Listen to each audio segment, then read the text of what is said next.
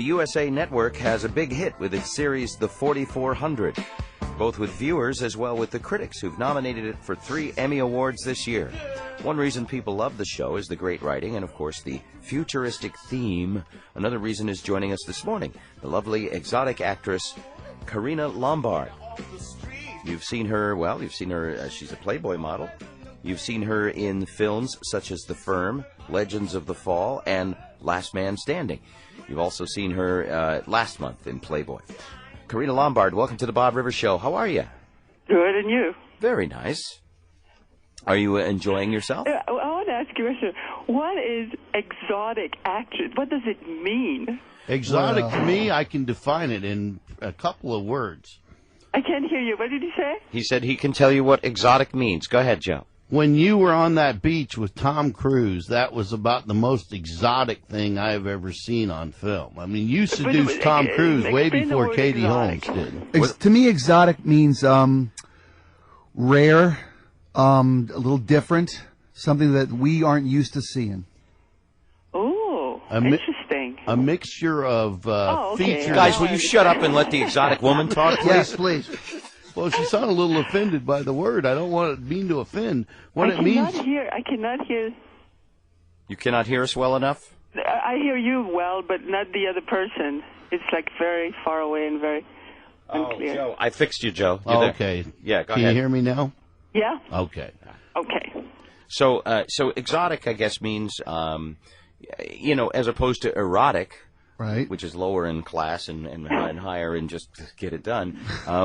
Exotic is, I think, can be a touch of class, a touch of very interesting and maybe a little alluring, but a little mysterious. Right. Are you mysterious? I don't know. Is that why it makes me mysterious? Because I have no idea if I'm mysterious. If you tell us, it will really kind of ruin the whole thing, won't it? Yes. Karina, what age did you start to feel that you were a show business gal? Do you remember how old you were when were you in young in plays and things like that, or did you wait till you get a little older to get the show business? Well, the interesting thing is I grew up without TV, radio, records, and all that because Calvinism. You know Calvinism, religion. No. Calvinist religion. Yeah, and for a while, for quite a few years, I was raised sort of, I had a tutor and all that. And so I went at one time, a member of my family, when I was about 8, took me to see a movie. So you imagine when you have no radio, no TV, seeing a movie is a pretty big deal. And it was a fairy tale. It was like theater house, and it was the revival of a fairy tale. And actually, it was one of the first role of, Catherine Deneuve?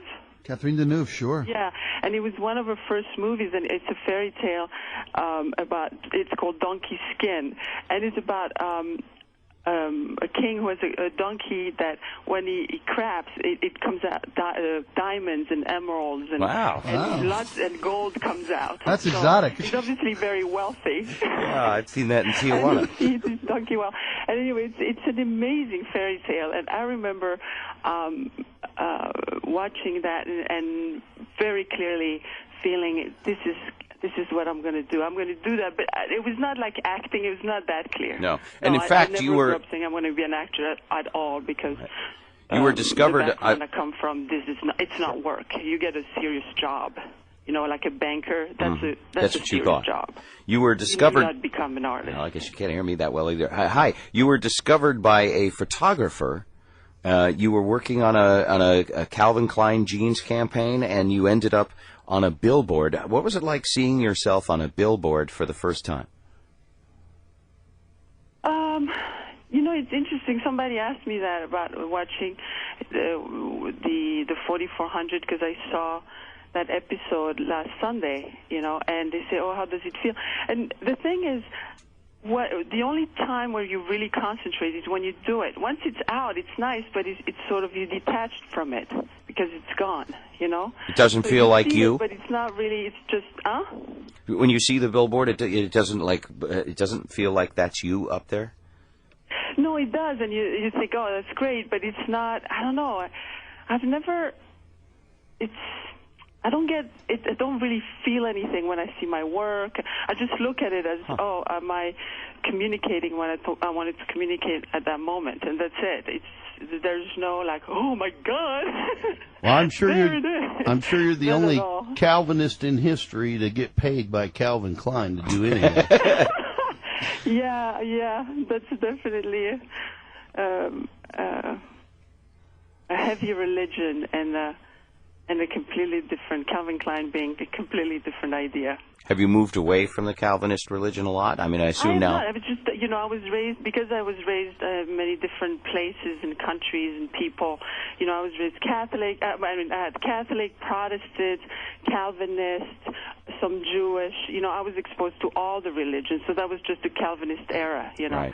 And which is interesting because you realize that religion is really taking universal truths and then trying to control people with it, But the beauty of religion, is the universal truth, and that's what we should all aim for, and forget the rest. Beautifully said, Karina. Karina speaks, folks, Spanish, English, Italian, French, and German. That's a lot of languages. Is that hard? Do you space on some of them, or do you? I understand you speak them all fluently. Well, my first language is Spanish, from Barcelona. No, when you grow up as a child, it's a question of survival. You better learn fast because nobody can understand you. So I'm very good at universal, sign and sound, like cartoon, I'm very good at that because that's the universal language, Sure. Gestures. And Hanna-Barbera in 7 languages.